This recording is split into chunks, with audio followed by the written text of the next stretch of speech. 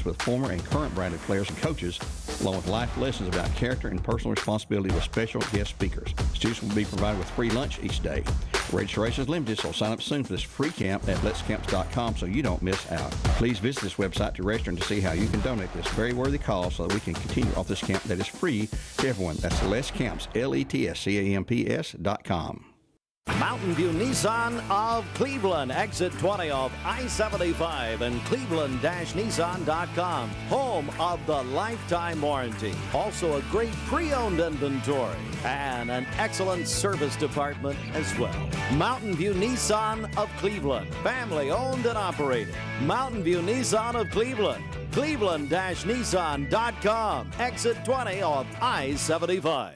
Hey, Andy Morris here. Join me along with my co-host on The Drive, presented by Hardees, weekdays at 5 p.m. on ESPN Cleveland 101.3. Cleveland and Bradley County's local sports show, weekdays at 5 on ESPN Cleveland 101.3. From the Kia of Cleveland Studios, this is ESPN Cleveland 101.3, WCLE HD2 Cleveland, W267BI Cleveland, ESPN Cleveland 101.3.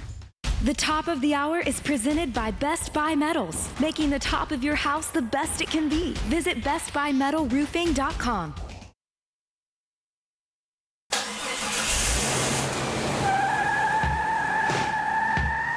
It's time for The Drive on ESPN Cleveland 101.3, presented by Hardees. We will bring you nonstop sports news from the national and local scene and everything in between. So buckle up and join in on the conversation. It's The Drive. Don't take no style. Got a thirst for killing. Think about it. Welcome back to The Drive. Excited to be here with everybody here on Wednesday, June 4th. And I tell you what, it is not a good day to be an Atlanta Braves fan. Well, you know, it's still better than being a Rockies fan. Even though the Rockies, man, give it to the Rockies, man. They've won, what is it, 3 straight? They won a series. Swept a series, right? Yeah, swept the Marlins of course, it'd be the Marlins. But, yeah, it's tough, man. The Braves are, they're struggling. They are struggling. And, you know, Andy, you know, we were here when they started the season 0-7. We're like, good Lord. And then they finally got to 500. Then they couldn't get over that 500. Then they finally get over the 500. Now they're 5 under, man. Yeah, it's rough. It's been tough to be a Braves fan, especially after last night's game. We're going to get into that here in just a little bit with all the coaching move at third base that happened and Spencer Strider just looking god-awful. It just calling a spade there, and unfortunately for him, he's coming back from an injury. He's trying to get back to what he was. He is not what he was. There's no doubt about that. And luckily, Chris Sale's on the mound, hopefully to right things tonight for the Braves against Arizona, trying to avoid losing another series. I believe they've lost, it's like 9 of their last 12. Oh, my gosh. You can't do that, especially at home. You listen, in Major League Baseball, their goal is to play 500 baseball on the road and then win 2 out of 3 at home. If you do that, you're probably going to make the postseason.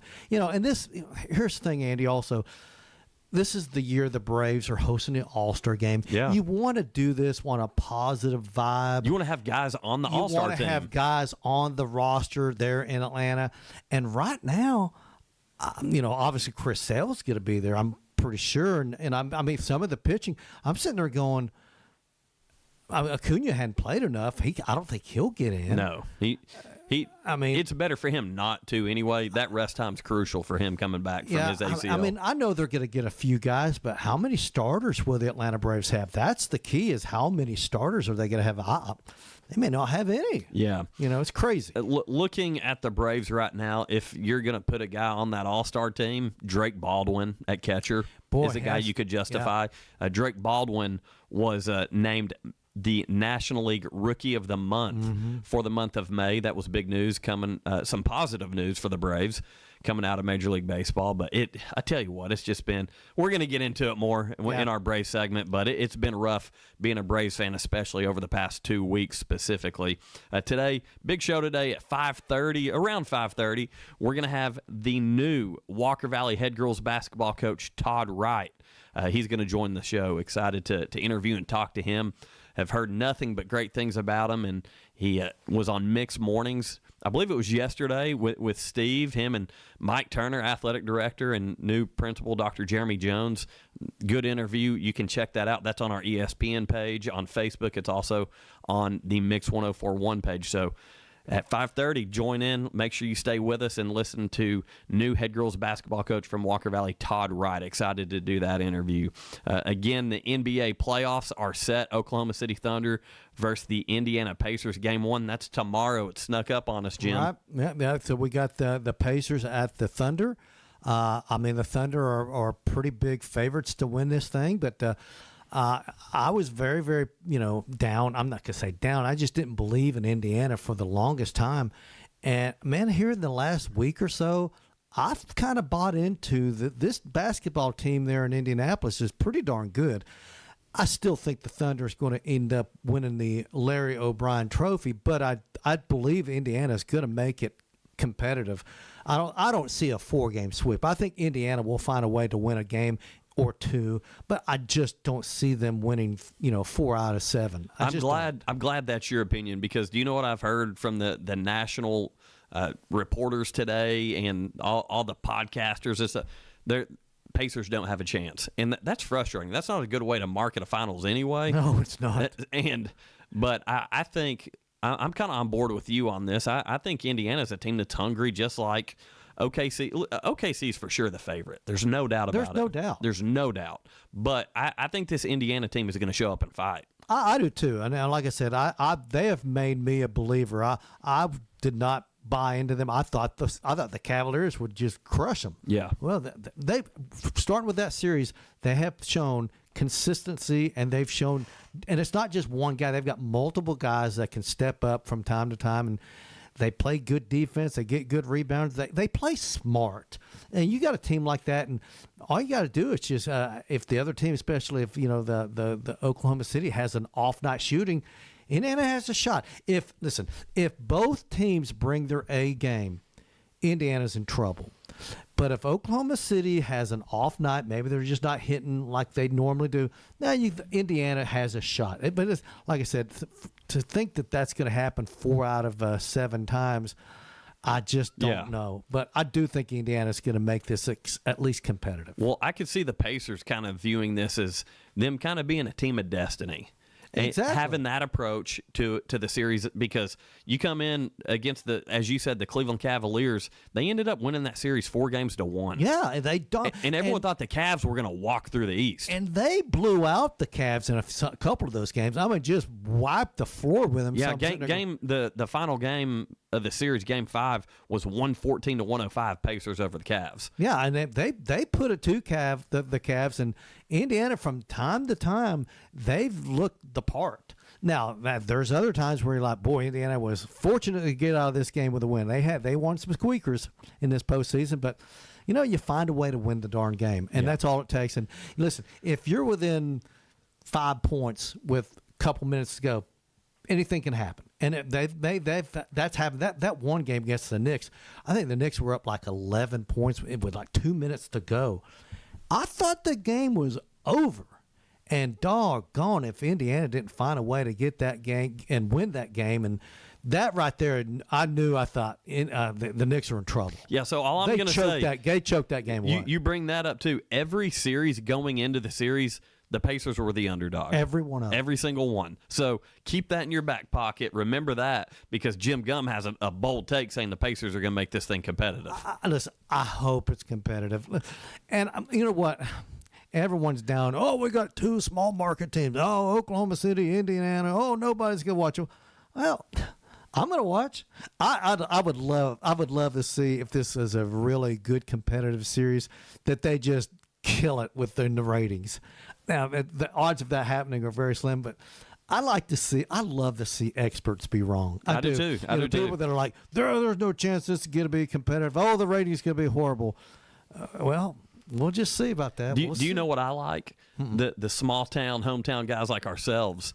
Yeah. Calling our shot like Acuna hitting a home run on the first pitch back. Oh, my gosh. This guy's going to live with it. This is just claim to fame. That's it. Called it. He's like the Babe Ruth calling a shot in the World Series. He called the Acuna. Jim, he's going to hit a home run.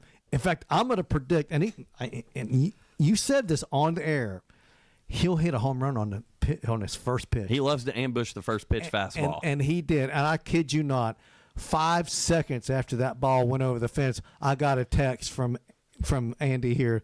I told you. Now, I'm the greatest of all time. I didn't say that. Now, I'll say this. I feel like I can't even give myself a lot of credit on that because he's got a history of doing that. He does. If I'm pitching against Acuna, the first pitch is not going to be over the pit, over the plate. Yeah, I was about to say it needs to be out of the zone. Yeah, I want him to go fishing for something like a slider. Make him see a couple pitches. Make him, maybe, or put something in on his hands or something like that, like the Marlins used to do. Listen, they had it in on his hands, on his ribs. It didn't matter. Right, and no one will ever convince me that was coincidental. Yeah, that stuff was as didn't like intentional. him. That was as intentional as I've ever seen. And boy, you remember how hot the Braves would get against? I mean, ticked off hot. Not.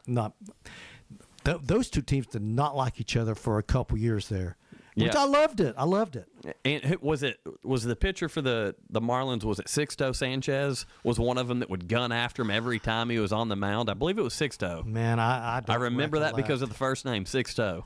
Yeah, I don't recollect the names, but I just know that there was some bad blood when those teams get together, especially down there in Miami.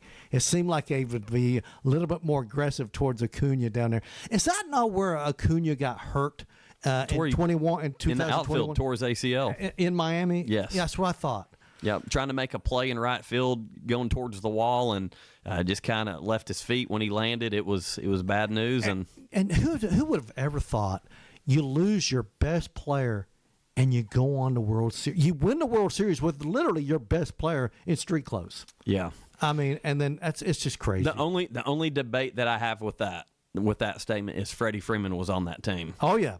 So you could have argued either one of those two were the best player. And the trades the Braves made prior to the trade deadline that year, they all worked out perfectly. We need more did. AA. I hope he's listening. Yeah, Alex Anthopoulos, but come on, man. He literally he killed it on the trade at the trade deadline. Jock Peterson, Eddie Rosario, every guy, Jorge Soler, even the relief pitchers, even the middle relief guys. I think they got a couple of relief pitchers from Milwaukee. They killed it. He brought Tyler Matzik back out of playing independent league baseball, because he was dealing with a psychological yip type issue as a pitcher, and that guy was one of the best relief pitchers in baseball. And if you remember 2021, Andy, the Braves were like 51 and 52, after a little over 100 games. 88. Barely over 500. Or 88 games in the regular season, 88 wins, got them into the playoffs, and they won a World Series. Yeah. 88 wins. But, man, they got hot at the right time. They you did. could see come late August, all through September, it's just like everything clicked. I think Jim's trying to get me to be optimistic here, talking about some good memories at least. Well, let's be honest. That roster in 2021 had a little bit more potential than this roster right now. No doubt. In my opinion. But there again, we'll see. And I fully expect the Braves to make some trades prior to the trade deadline. Catcher, I'm ready. What kind of a relief pitcher could the Braves, if they get rid of Sean Murphy? Sean Murphy. Yeah. I think he would be a valuable commodity, but you still got to have a backup. They could bring a backup catcher up from the minors, but I think right now the future of the Braves is not Sean Murphy behind the plate. Yeah.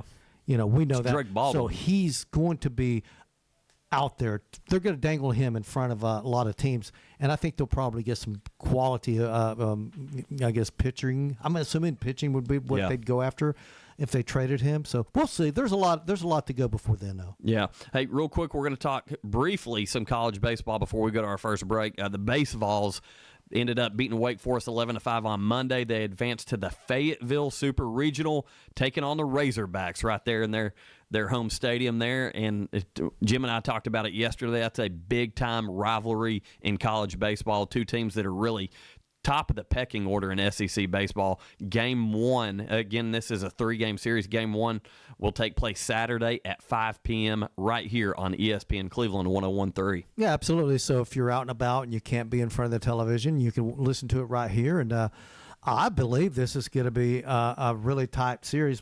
Like I said, the fact that they're both in the SEC, to me, the two series I'm looking forward to the most are Tennessee, Arkansas, and Louisville, Miami. The reason, because you got 2 ACC teams in that one, you got 2 SEC teams in this one. I think when you've got this, they know each other. There's no surprises, no secrets.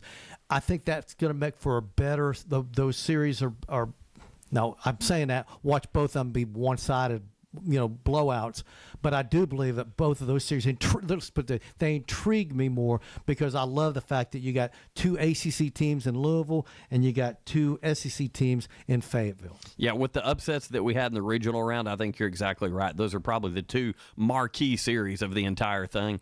I do think that Florida State, Oregon State might be an interesting series. Mm-hmm. Oregon State is no slouch. They're good, man. They've won what? They've won a couple College World Series within the last 10 years. Yeah, they're technically the favorite in that series. Florida State, though, don't sleep on them. Well, Oregon State is hosting. It's there in Corvallis, so all the way over there in Oregon. So Florida State's having to make the long trip over there, and you've got some others. I think North Carolina, Arizona. I think Duke and North Carolina. That's crazy. 2 basketball schools representing in baseball. I was going to say that yesterday. I'm like, wouldn't it be cool to see North Carolina play Duke for the national championship in baseball in Omaha? In Omaha. How much of the basketball crowd do you think would make that trip to go see Omaha for the first time? I guarantee you, Krzyzewski, Roy Williams, they'll all be there. Leitner would be Christian there. Leitner. That'd be pretty cool. Yeah.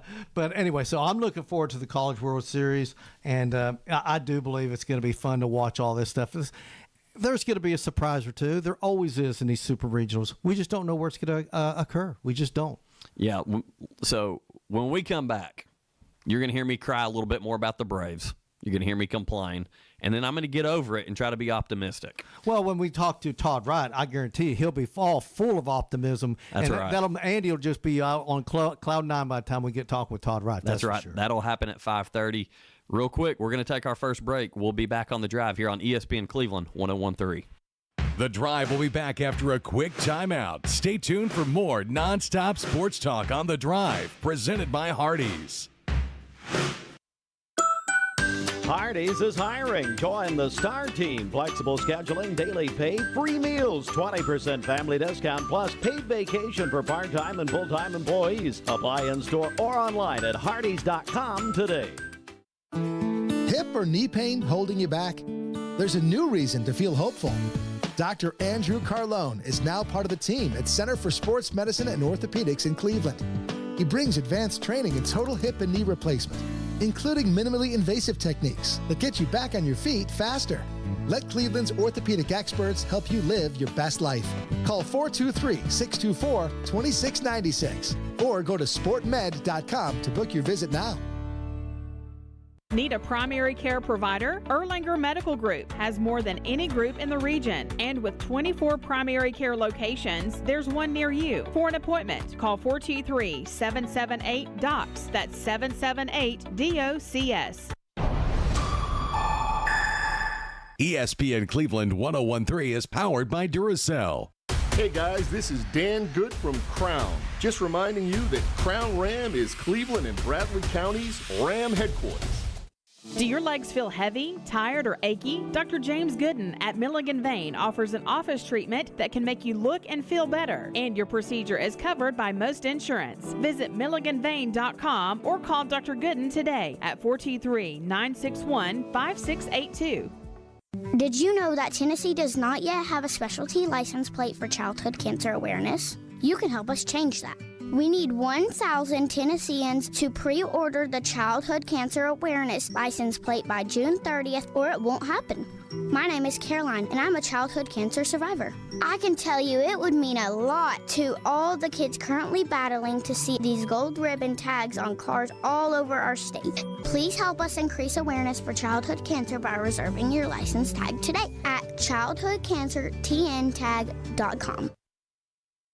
Welcome back to The Drive, presented by Hardees. Join the conversation. Text 423-749-1013. You can also listen anywhere on our website, ESPNCleveland1013.com.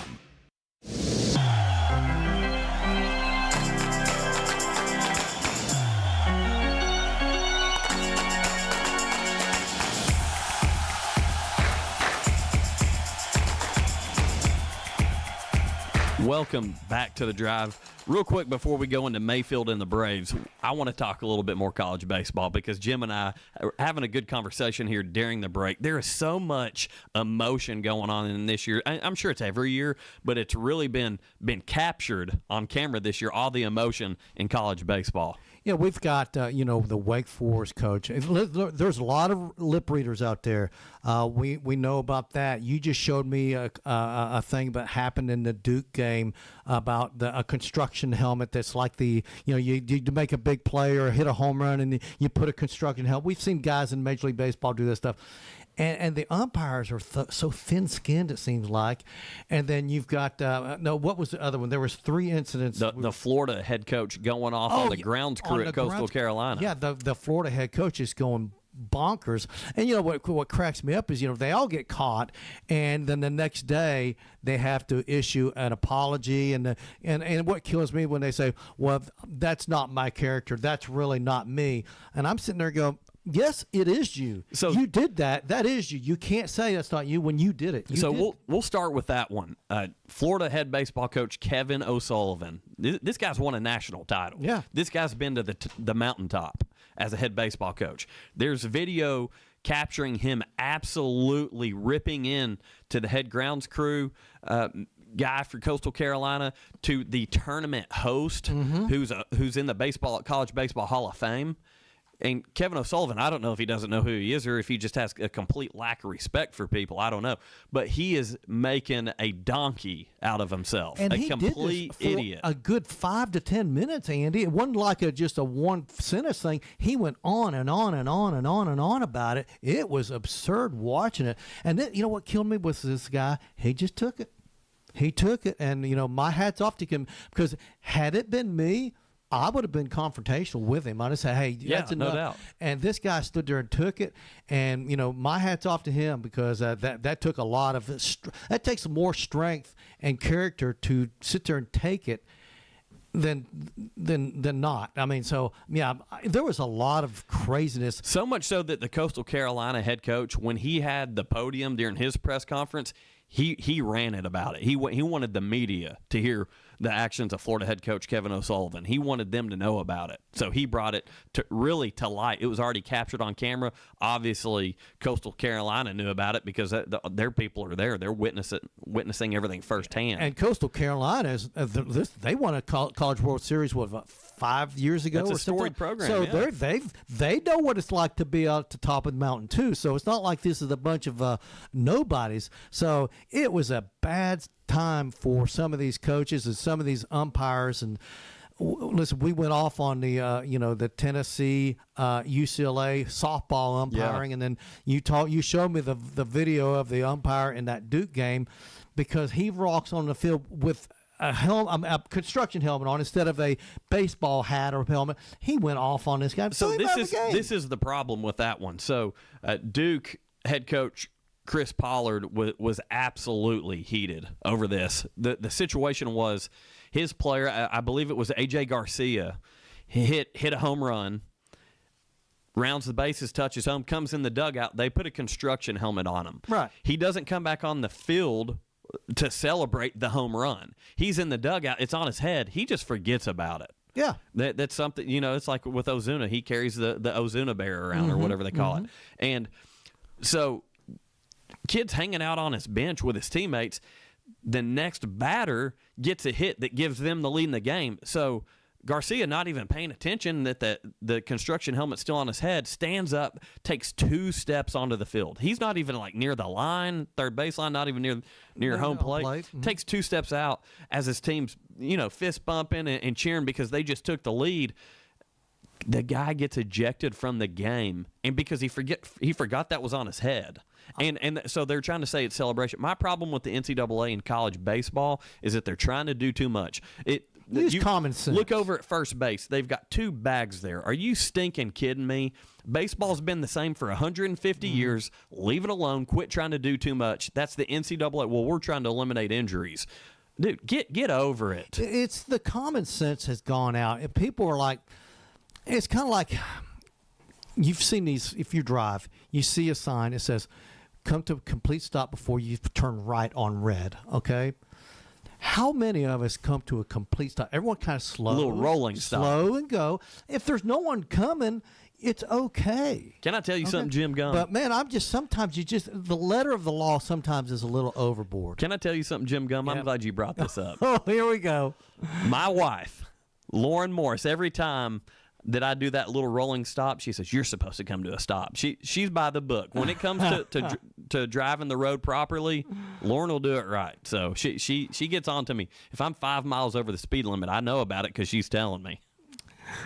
That's your husband saying that. That is not me. I am not defending Andy at all right here. That's between you guys.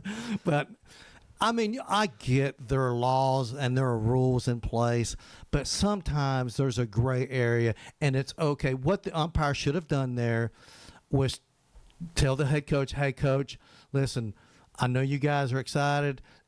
Please keep, if they're not in proper baseball attire, that includes the celebration helmet, please get with your guys and tell them, do not come back on the field. This is a warning. If it happens again, I have no choice but to eject them." If they do it like that, then I was an umpire for 20 years, and my thing was to try to diffuse and try not to be confrontational and try to go to the coach and say, "Coach, you need to get control of your third baseman, or you need to get control of your fans out here, because I'm hearing a lot of stuff. We've got kids out here. We got young kids. They don't need to be hearing all the cussing. So I need you to get control of your team. I need you to get control of your crowd." And then you say, "If I have to do it, then I'm going to eject him, and I'm going to eject you with him." So when you tell the coach that, guess what the coach does? He goes to that third baseman. He said, "Pipe down, because if he throws you out, he's throwing me out with you." Go to the parents. You need to stop. You need to stop this stuff. Got kids out here, they don't need to be hearing all this cussing. So, but as an umpire, though, you don't want to be so confrontational that everyone hates your guts. There comes a point. There is a breaking point that every umpire has, but man, the best umpires are the ones that try to diffuse before it escalates. You don't want to be the escalator. You want to be the guy that prevents the escalation. A good umpire does that, and I'm afraid this guy in that Duke game, he just wanted to be a boss. Yeah, you know. It's an unfortunate situation, but a lot of emotion and drama going on in college baseball. Hey, guess what you need to do? Turn your freezer into your own personal ice cream shop with Mayfield Dairy's latest product, the Sunday Delights Ice Cream Cups. Now available in 5 flavors: peanut butter candy pieces, cookies and cream, original chocolate fudge, original caramel, and original fudge. Visit them online at mayfielddairy.com. Proud supporters of the Atlanta Braves here on The Drive. And diving into the Atlanta Braves, we've talked about it a little bit already, Jim. It's been a very frustrating past couple of weeks. You know, we've already mentioned that lost 9 of the last 12. That's unacceptable. 27 and 32 overall, 4th in the division, 10 games out of first place. And they're 5 games out of the wild card, Andy. That's the thing you got to worry about. And right now, you don't even worry about the division. Get yourself to where you're at least going to make the postseason as a wild card. Right now, the Braves, and there's multiple teams between them and the last team that's getting in the postseason, that they're 5 games out of the wild card. That's a big margin, man. Especially when you got more than one team ahead of you in between that last team and where you at right now. So, yeah, I think the Braves right now, are they like? They've got the fourth worst record in the National League. I think I saw that. That's so bad. Yeah. It's concerning. And so much so that Alex Anthopoulos, we talked about this, everything that went down with third base coach Matt Tuiasosopo. He's made some questionable calls as the third base coach that, were not just aggressive. They're a little just out of touch. Lackadaisical. Yeah, out of touch more than anything, just not having a feel for the job. He's been a manager, AAA, Gwinnett. We talked about this yesterday. Mm-hmm. And he's the easy target for Alex Anthopoulos to say, straighten it up, boys. Because it's the first time AA's ever made any coaching change during the regular season in his career. And by AA, those of you that don't know, that's Alex Anthopoulos, the general manager and president of baseball operations for the Atlanta Braves. So for him to do that is a bold statement. He's never done it before, and he doesn't want to fire Snit. He loves Snit. But it's one of those things that it's like, this needs to get your attention. Some things need to change to those guys that are currently in the clubhouse. So you bring on Freddie Gonzalez, who this isn't a situation. I know a lot of people are looking into that. Like, is Freddie Gonzalez going to take over for Snit? Are they going to fire Snit? That's not the case at all. There's rumors that Snitker's going to retire after this year. I don't know how true that is, but I've heard that. But this is more so the Braves having a good relationship with Freddie Gonzalez, a guy who they fired. Mm-hmm. And him just wanting to get back into baseball. Alex Anthopoulos loves Freddie Gonzalez. Is he going to be the Braves' next manager if Snitker does retire at the end of the year? I do not think so. I absolutely do not. You've got Walt Weiss, who's been a manager before, who's your bench coach right now, who's kind of been, by a lot of people, considered to be the manager in waiting. What about Ron Washington? You think they could get? Would you be opposed to him coming back from the Angels to the Braves? There are so many options that would be good choices for the Braves when that situation arises. But I do think Walt Weiss is a good choice. Walt Weiss, Ron Washington, Bud Black is a guy who was a finalist when Brian Snitker got the job. He was the interim coach, and they were looking at Bud Black, and they said, hey, we're going to stick with Snit. We're going to go that direction. Bud Black was right there. He was just let go from the Rockies, who put him in a dead-end position. Oh, yeah. Nobody could win that. Yeah, but do not forget, those of you that might not have been following the Braves closely, during this time period where Freddie Gonzalez was the manager, I've met him, I've talked to him. Great guy, good person, bilingual. That's a big deal in today's Major League Baseball. Is. But he kind of took a good thing and ran it into the ground. For those of you that don't remember, he had Craig Kimbrell standing in the bullpen in the 9th inning out in L.A. that cost us a series. Didn't bring him in. Yeah. So I forgot about that. He had many, many miscues that left you scratching your head, which Snitker leaves you scratching your head sometimes, I'll be honest. He's no Bobby Cox. But this Freddie Gonzalez addition as third base coach is completely innocent, in my opinion. Yeah, so, I mean, obviously I have heard people say, well, Snitker could retire, and, they got Gonzalez there, and I'm like, I don't know about that. Let's just see how the rest of the season goes. And we don't even know, Snitker may not retire, but there's been rumors about Snitker retiring at the end of the 2025 season. Who knows? But for right now, he's the manager, and he's got to start doing a better job. Listen, the player, it's all on the players. I'm going to put this, 90% of the reason the Braves are where they are right now is the players not performing. I'll put about 10% on the coaching staff. I will. Ultimately, the players have got to produce, and they just have been abysmal coming up with clutch hits with runners in scoring position. I don't know where they stand among all the major league teams. I'll promise you they've got to be in the bottom third as far as poorest batting average with runners in scoring position. It's awful. I'm convinced of that. It's awful. And, specifically last night's game, it didn't seem like there was a competitive at-bat at any point. And for those of you wondering, Todd Wright, new head girls basketball coach, he's going to be joining us here in about 4 or 5 minutes at 5:35. He's going to be joining the drive to talk about the current state of Walker Valley girls basketball and him taking a new position. Excited to talk with him. But I mentioned Craig Kimbrell a minute ago. One thing that was kind of put out by Ken Rosenthal last night was that Craig Kimbrell's minor league contract with the Atlanta Braves includes a rolling opt-out. So this is interesting. Interesting. If a major league club, offers Craig Kimbrell a contract, the Braves either have to promote him to maintain him, or they have to release him so he can go join a major league team. Boy, that's a great. Whoever wrote that contract up. Yes. Yeah. Kudos to Craig Kimbrell. Well, that's a win-win for him. And I'll say this: I'm ready for him right now. Bring him up. Give it a shot. But you don't know until you do it. He's pitching great. He may come up and not produce. He may come up and you're like, holy Toledo, we should have brought him up a month ago. But for right now, it is a situation where the Braves need to do something different than what they're currently doing. And I've thought about changing up the batting order. Who knows? I'm not a manager, but I sit there and go, well, why not try something different? I mean, Acuna is your leadoff guy. Maybe Acuna should be batting third or fourth. Just saying. I don't know. There's been a lot of conversation with the Dodgers with Ohtani in that same situation, being a leadoff guy. He's hitting so many home runs, and you're leaving runs off the board. You're solo homers. Yeah. So the Dodgers can get away with it. They got a bunch of MVPs on their team. They got a bunch of other guys that can hit in that 3 or 4 spot and drive those runs in. But with Ohtani, the unicorn that he is, you know what? A lot of conversation right now is saying, why are you batting him leadoff? Put him second. Yeah, but Acuna, we've been down on the Braves, but Acuna's playing all right. He's hitting over 300, and he's doing his job. So anyway, yeah, the Braves dropped Game 1 of the series against the Arizona Diamondbacks 8-3 last night. Spencer Strider, who remains winless on the season, absolutely struggled with command location and definitely took one on the chin. Gave up a bunch of homers, man. 3 home runs given up. Only pitched 5 innings, 6 hits, 5 runs, 2 walks. Only 4 strikeouts, which if you've watched Spencer Strider pitch as a healthy pre-injury Spencer Strider, I think he averaged like 8 strikeouts a game. Yep. And this guy is, and I can say this from someone who's currently rehabbing an ACL. So I know what Ronald Acuna, I've got a few years on him.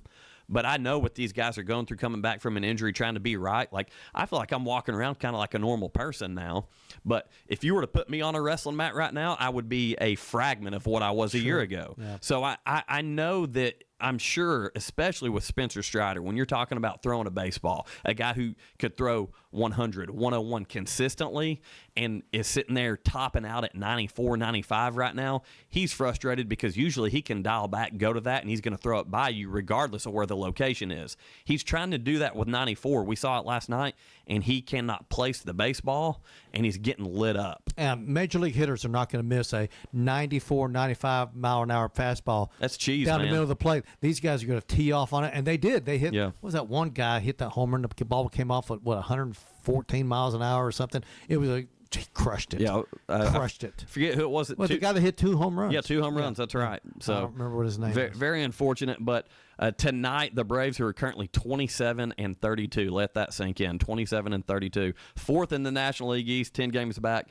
They are back in action for Game 2 of the series with the Diamondbacks tonight at 7:15. Chris Sale on the mound. Thank goodness it's Chris Sale night because we need him to come in a big spot to help us feel good about ourselves again. He's taking on Merrill Kelly, who's 5-2 with a 3.78 ERA. No slouch himself. Yep. That game will be on Mix 104.1 and on ESPN Cleveland 101.3, presented by Mountain View Nissan of Cleveland. So hopefully the Braves can get it back on track with Chris Sale because, listen, pitching has looked optimistic, so excited about the Braves getting things back on track tonight. Yeah. Hey, so now I'm very excited.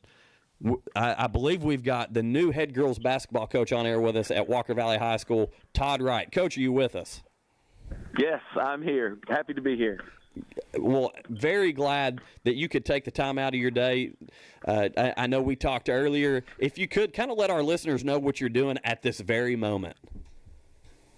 Practicing right now. We started practice this week, so I've got in here, and I finally got all their names.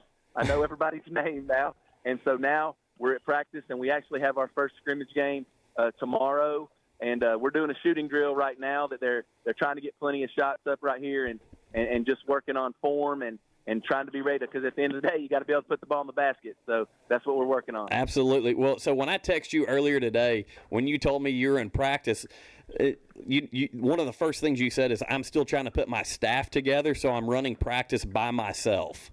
And I said, man, this guy's going to work. Yes, I was excited to get in here and get to work, and putting together a staff is my process right now that I'm in. When I'm not in the girl, I'm still talking to people, and I've got a lot of contacts and people that I've called, and I've said, hey, who are some people that you know that are in the area, either or because I have my. Yeah, Coach, I think we lost you there, but interviewing currently Coach Todd Wright, the new head girls basketball coach at Walker Valley High School. He is in the gym right now. We know that. They're going to work practicing, and he's solo. Coach, do we still have you with us? Yeah, I'm still here. Can you hear me? Okay, we got you good now. You cut out there for a minute. I might have moved to a bad spot in the gym. Maybe I'm okay now. I'll stand still. Well, Les, let me ask you something, Coach. You've coached at both the high school level and the collegiate level. Now, compare what you see talent-wise to some of the high school teams that you've coached over the years. Where would you rank? I don't know it's early, but where would you see the athleticism of the current girls that you're seeing right now versus some of those maybe in Blount County and Oliver Springs? Yes. It's similar. Both of those programs that I took over, both at Oliver Springs a long time ago in 1999, and then at William Blount High School in Maryville in 2012. They were coming off subpar years and a little down cycle, and so we were able to get in there and to kind of turn it around. The first year, you just got to, when I look around and I see these girls in the gym right now, they're hungry. I mean, they want to win. They didn't get to experience winning a whole lot last year, and so you can see that they want that. But very similar to both of those teams and both of those programs that I had in those places. And I told this group of seniors and everybody that's in the gym right now, they're the foundation. They're the ones that are going to start it for moving forward from here. And we want to try to build off of this year and just try to continue to get better each year and grow the success. Coach, someone that we have in common, a guy that I'm really close with, have a great relationship, boys basketball coach Will Campbell at Walker Valley. He was my resource as far as like telling me about Coach Todd Wright, and I've heard nothing but great things about you, man. If you could just kind of let our listeners know about you a little bit, and obviously you talked about your high school coaching background. Talk about your college background as well, because your resume is a great one at that. Well, I can tell you that when I coached in high school, when I first started out, I was young and I thought that I was going to wanted to be the next Pat Summitt or Gina Oriema. And so when I started out coaching in high school, I had aspirations of moving up to the college level and moving up as high as I could. Well, and then so I had that opportunity. I went from Oliver Springs and I coached at Roane State Community College, and then I moved on to Maryville College there in Blount County. And then life happens, I mean, you have kids, and I went through a divorce at that time, but, I thought, priorities kind of took over. My kids were young at that time, and I realized that, maybe it was just more important to raise my kids and be a dad than it was to try to chase just those high goals. And I knew that I could still have successful programs and make a good career at the high school level. So I came back to the high school level where I didn't have to travel as much and was home a lot more with my kids and things like that. And then was just able just to carry it on from there. I thought, a few years ago, probably it's been about 5 years, I lost both of my parents within a year. And at that point I got out of coaching and I kind of thought I was done. I was, got out, and then I was an assistant for a couple years at Oak Ridge. And then I got out completely last year, and I really missed it. I missed being in charge of a program. I missed being a head coach, just the relationships that you make with these players and seeing them succeed both in the classroom and on the basketball court. And so coming to Walker Valley was kind of a no-brainer from the standpoint because I have family here in town. And like you talked about, Coach Campbell, the boys coach, he's the father of my 4 nephews that all played here at Walker Valley. And I have a daughter and a son-in-law that live here in town. My sister lives here in town with her husband. And then my family, my new family that I went to Livingston to be with is moving down here now too. So we're all going to be here, and I'm just looking forward to getting back in the head coach's seat and being around my family all the time. Well, we're proud to have you here, Coach, and I think you're going to enjoy Bradley County. Let me ask you this. Now, you got 2 philosophies. We got coaches that, you have a system, and the girls adjust to the system. We got some coaches that they evaluate the talent on the floor, and the coach puts together a system that's best for that particular talent. What kind of philosophy do you use as a head coach? Well, kind of a combination of both, I guess. I come in with a thing. I like to play fast. I think it's just a more entertaining game and like to catch teams off guard when we can do it. I was a big North Carolina Tar Heel fan growing up.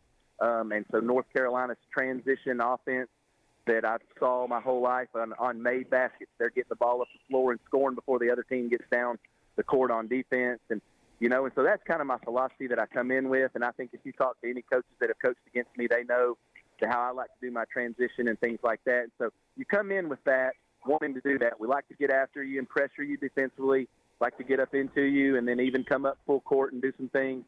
But when you come in and then you learn the talent that you've got and you learn, what their strengths are and things like that, sometimes you have to adjust that. If playing slow gives us a better chance to win, then that's what we're going to do. If playing fast does, then that's what we're going to do. If playing zone defense does it, then that's what we're going to do. It's never pressing at all and making it just a possession game. We want to win. I want to win, and we're going to do whatever it takes to win basketball games. And I think that changes at the high school level from year to year, where you're not recruiting players for your style like I was able to do at the college level. Once again, we're joined by new head Walker Valley girls basketball coach, Todd Wright. Coach Wright, if you could, just to kind of get away from basketball for just a second, what has stood out most to you outside of off the court about Walker Valley High School in your brief amount of time that you've been able to be on campus? Well, I'll tell you, the people that I've talked to that aren't necessarily in the basketball world side of it, talk about the academics. That it's just such a great academic school. And I teach math, and math is not an easy subject to teach to high school students, but it's a challenge every day. But I enjoy it, and I like doing it. And I love teaching. I love being in the classroom, too, as much as I love being on the basketball court. And so I'm glad and excited about coming to a school where academics is important. I mean, I'm from Oak Ridge, Tennessee, and I've worked at Oak Ridge High School and I graduated from Oak Ridge High School. And you want to talk about a school that's known for academics, there you go. And being down here in the Cleveland area, the people that I've talked to say a lot of the same things that they said about Oak Ridge. They say a lot of those same things about Walker Valley. And then just a lot of times when you get multiple schools in a county, a lot of times the community feel goes away. One of the things that I remember about my days at Oliver Springs is that when we had a game on Friday night, the whole town was there. I mean, it just shut down basically. And I've heard a lot of people talk about just the Walker Valley community. One valley, I guess I've learned in the last few weeks, and so that's got me excited. And I came to some of my nephew's games over the last few years, and I saw the student section, and I saw, just the people that were there, and of course a lot of familiar faces because being a Lee University graduate in 1995, so it's been a long time ago, but lots of friends of mine and people that I knew in school whose kids go here or who work here and things like that. So just those things that don't even have anything to do with basketball. And then another big one for me is just the city of Cleveland and Bradley County. I've had a lot of people tell me it's a great place. Some of my stepchildren are going to be in school still, and everybody said what a great place to. Paige Redmond, now Paige Taylor, who played at Bradley County back in the day, who I coached with at Oak Ridge. I was just on the phone with her last week, and she talked about how Cleveland's a great place to raise a family and a great place to be. And so lots of positives. All right, Coach. All right, so we've talked about your basketball background. Now, obviously, we are assuming that you're a sports fan in general. So tell us who are your favorite teams, collegiate, professional. Go ahead and tell us so we can rip you when we hang up. Yes, you will definitely be able to do that, I'm sure. Well, I love college sports more than professional sports, and I guess that's mainly because Dick Vitale said at one time college sports are about the name on the front of the shirt, not the name on the back, and I just love that team feel and all that. And I'm a Tennessee Volunteer through and through. My master's degree is from there, and I grew up right in the shadows of Knoxville there in Oak Ridge, Tennessee, and I love Tennessee football, I love Tennessee basketball, and I love Tennessee baseball. I watched the Lady Vols softball in the Women's College World Series, so I love Tennessee pretty much all. I've been a North Carolina basketball fan like I've grown up because my real father was from the state of North Carolina and was a Tar Heel fan growing up, and so I cheer for North Carolina some in basketball, but that's about it. If you get to the professional ranks, I never really have been much of an NFL or an NBA guy too much. I kind of just like watching that whenever there's nothing else on. If I'm professional sports, I'm a big baseball. I've been to 19 out of the 30 Major League Baseball stadiums, so I'm trying to finish those up. We've got 11 more to go that I'd like to get. Of course, most of those are on the West Coast. I got to get out there. My son-in-law and daughter lived in Seattle a few years ago, so I got to go to the Mariners Stadium out there and got that one. But as far as baseball goes, I'm a big Atlanta Braves, of course, being from the South.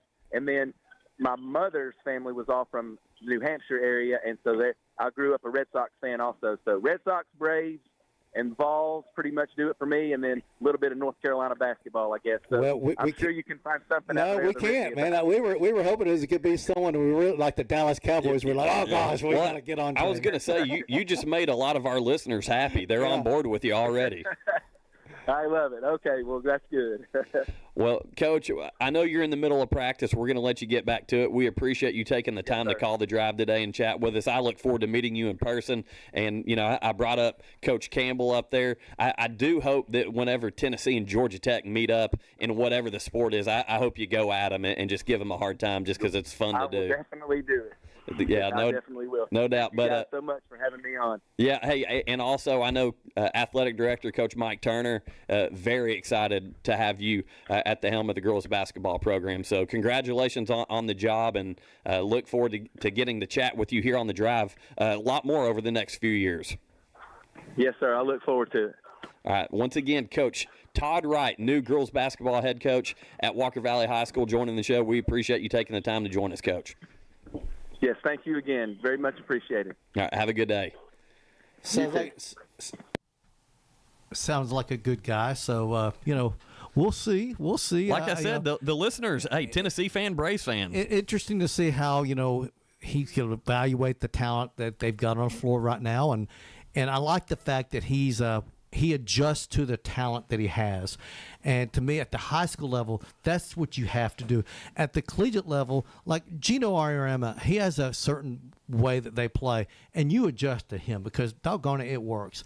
But at the high school level, you've just got to adjust it. I love the fact that he wants to press, he wants to play fast, but there may be times where he doesn't have the athletes. They can't press and they can't play fast. And if that's the case, they got to slow it down. Whatever it takes to get the W, that's what he's willing to do. And I think at the high school level, that's really the best philosophy you can have. Yeah, no doubt. First of all, I think he just delivered a very genuine, authentic interview. That's a big deal for me, being a coach myself and having relationships with the community and parents and the athletes specifically. Those are the kids that they've got to trust you. And when you're authentic, when you're as is, and the kids see that, that's a very big deal. So very excited to see the girls program and Coach Wright get to work here, you know, running things on his own, calling in, doing an interview while he's running a practice. That's pretty cool. Hey, real quick, we're going to take a break. When we come back, we'll talk maybe a little bit more baseball. We've got a little college football. Yeah, let's stick to college football when we come back. College football coming up here. Jim's fired up about that. That's what we're going to do. You're listening to The Drive on ESPN Cleveland. The Drive will be back after a quick timeout. Stay tuned for more nonstop sports talk on The Drive, presented by Hardees. Look, up in the sky. It's a bird. It's a plane. It's the Trade-In Man. This is John Davis at Kia Cleveland announcing our summer blockbuster blowout. You don't need to be a hero to pay zero. Zero down. Zero payments this summer. Plus, I need your trade, and I need it today, and I'm willing to overpay. Don't let the credit villains keep you from driving your dream car. At Kia Cleveland, getting approved is a possible mission. Our lenders will say yes to you and yes to your situation. Remember, I'll beat any deal from anywhere in Georgia, Tennessee, or Alabama. Come see me, John Davis, your hero in the car business, at Kia Cleveland on South Lee Highway in beautiful Cleveland, Tennessee, where getting the best deal is as easy as 1, 2, 3. Looking for the dealer who's gonna give you more. Kia of Cleveland Superstore. Example 25K4LX, 0 down, $349 per month for 72 months at 4.9% APR. Negative trade equity may be refinanced, subject to lender approval. Offers don't combine. Expires month end. KiaofCleveland.com. We tend not to think about right now, but right now in front of us is victory over cancer. Right now, cancer research funded by the V Foundation is leading to better treatments and saving lives. When you give to the V Foundation, 100% of your donation goes directly to game-changing cancer research. Victory over cancer is there for the taking by you. Donate at V.org, because today's cancer research is tomorrow's victory. Don't give up. Don't ever give up. ESPN Cleveland 101.3 is powered by Duracell. Cleveland Tire Center, locally owned and operated for over 45 years. Cleveland Tire, your one-stop auto care shop in Cleveland. North Lee Highway, where the name says it all. Do you suffer from unsightly leg veins? Are your legs turning brown or swelling? Do your legs feel heavy, tired, or achy? Do you have restless legs or leg cramps disturbing your sleep? These symptoms are signs of bad veins. Dr. James Gooden at Milligan Vein offers an office treatment that can make you look and feel better, and your procedure is covered by most insurance. Find more information online at milliganvein.com or call Dr. Gooden today at 423-961-5682 and get rid of those bad veins. Welcome back to The Drive, presented by Hardees. Join the conversation. Text 423-749-1013. You can also listen anywhere on our website, ESPNCleveland1013.com.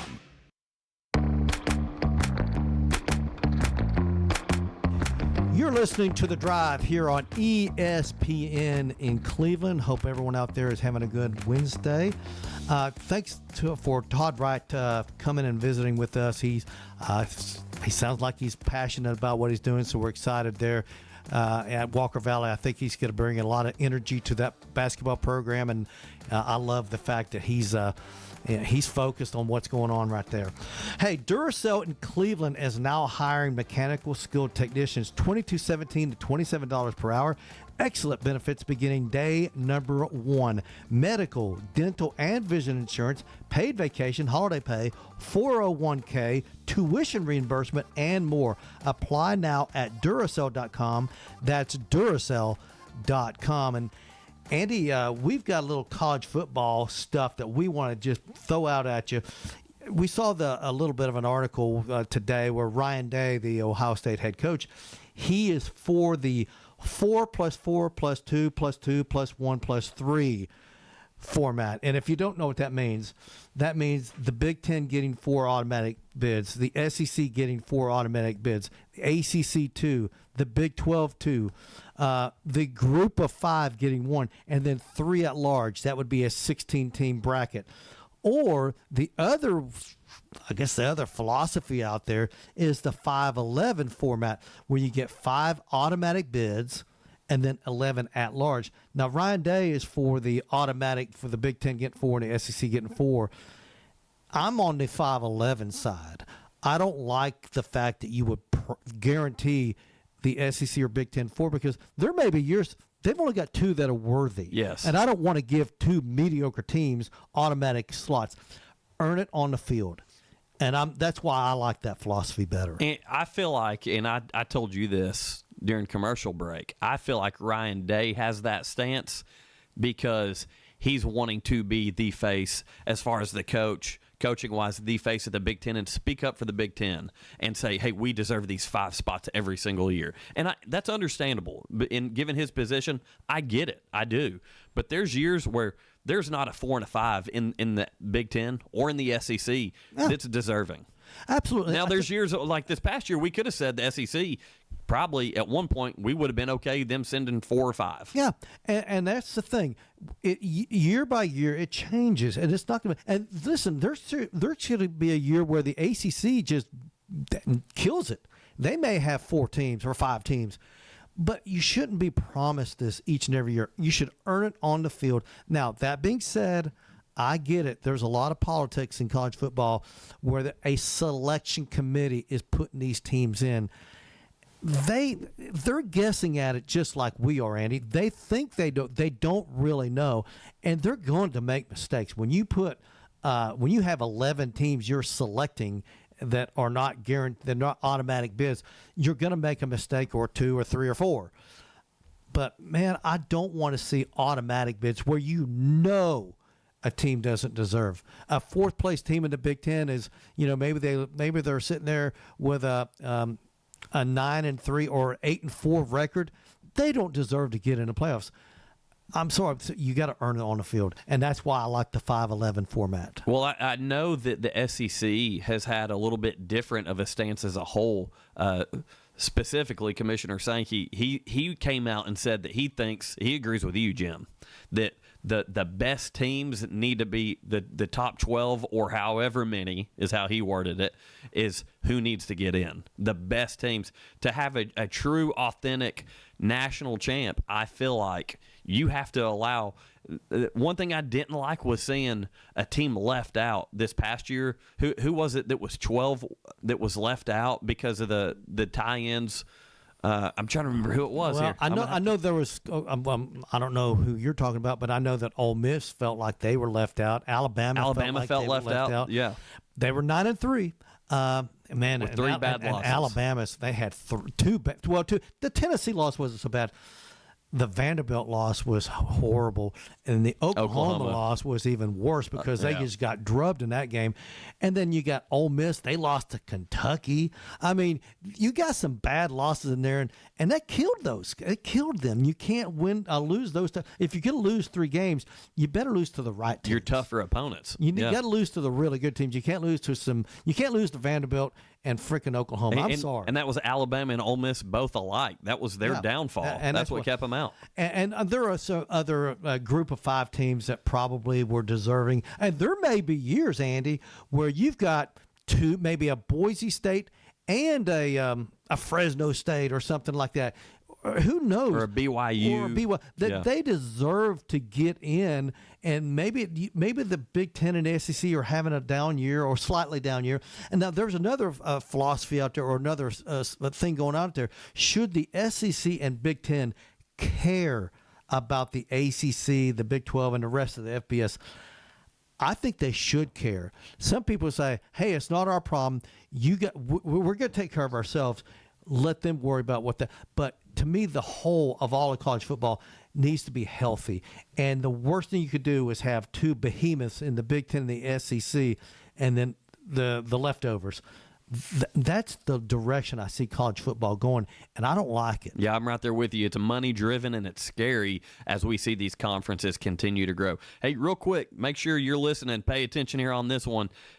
Go ahead, text into the Volunteer Ridipest text line 423-749-1013 because it's time for our summer ticket giveaway, and this giveaway is going to take place this Friday for 2 tickets to Lake Winnie. All you've got to do is text your name and Lake Winnie to 423-749-1013. Once again, 423-749-1013 for your chance to win 2 tickets to Lake Winnie. Text your name, Lake Winnie. Great opportunity to maybe go down there on a date night with those 2 tickets. Do you say Lake Winnie or Lake Winnipesaukee? Both. I say both. I say Lake Winnipesaukee for some reason. I don't know why. I've just never gotten to the Lake Winnie thing, but I love that place. Yeah, it's awesome. It's fun. Got that hometown feel to it. It does, and you can get down there, have fun, and get home in 30 minutes. It's an easy drive from Cleveland. Yeah.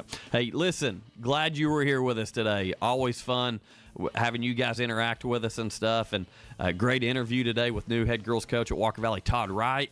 And, man, just a fun day overall. But coming up next is Finish Line Radio. They're going to keep the fun rolling. Absolutely, man. Can't wait.